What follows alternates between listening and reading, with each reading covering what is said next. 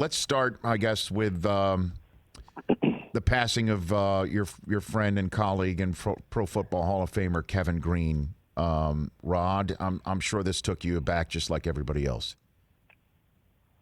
Well, it definitely did. I got a text yesterday from somebody in the front office from the Steelers saying that Kevin passed, and I was like, what?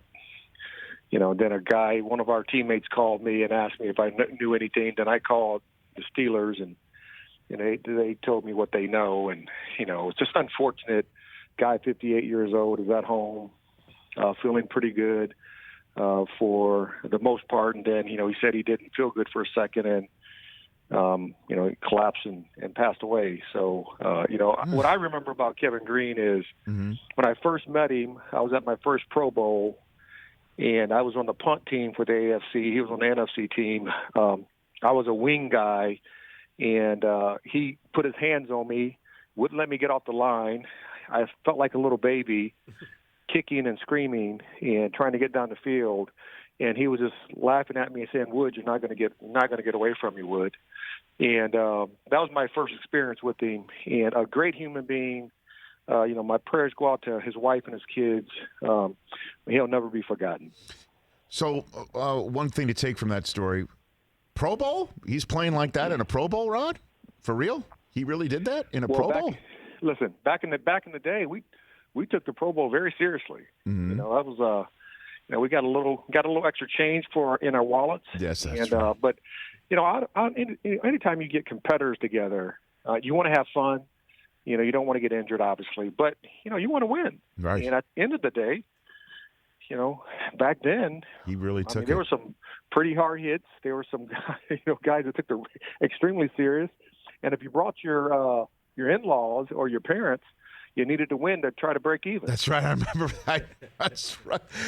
But the fact that, again, Kevin Greene is playing that hard in a Pro Bowl, obviously it was maybe more prevalent back in the day, but he's just, obviously – You've got to be a certain competitor to get in the Pro Football Hall of Fame. What would you want people, young folks who might not have seen Kevin Greene play, know about him and his style, Rod?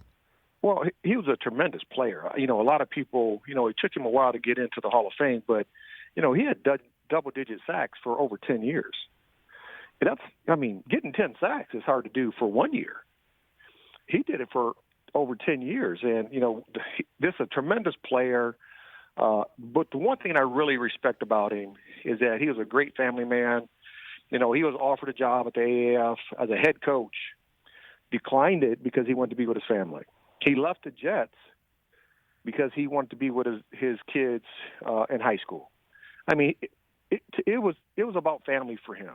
And I respect that tremendously because family is very important. At the end of the day, that's all we have.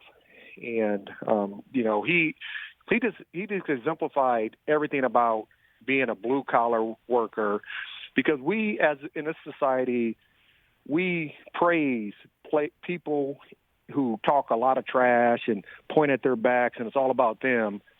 And Kevin wasn't like that. Kevin was just a blue-collar, hard-hat worker, came to play every single day and played extremely well at a high level for the vast majority of his career, and that's the main reason he's in the Pro Football Hall of Fame. But the long, flowy hair with the strong attitude, man, I'll never forget it. And I know he played in other places, but kind of the Steeler mentality, he personified it. Oh, absolutely. Rich, the first time I seen him in person in the Steeler facility. Mm-hmm.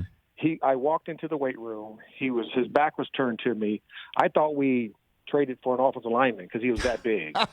And he turned around, and I was like, Kevin? I didn't know you were that doggone big. No wonder I couldn't get away from you at the Pro Bowl. So, it's, he was a Steeler through and through. He played like a Steeler. His mindset was like a Steeler. And the great thing about playing with Kevin, we had Kevin Greene, we had Greg Lloyd, so we used to call him Salt and Pepper. Anytime we wanted, Dom Capers, our defense coordinator, to put some pressure on the quarterback, we're like, hey, give that quarterback a little spice. And then as soon as we said that, Dom would call our Saw Dog, which is cover one, but he's going to bring the Sam and the Will, which is Greg and Kevin Greene, and they would normally always get back to the quarterback. Salt and pepper, and then mix it up in the backfield, and usually it would mean with some quarterback on his backside. Unbelievable.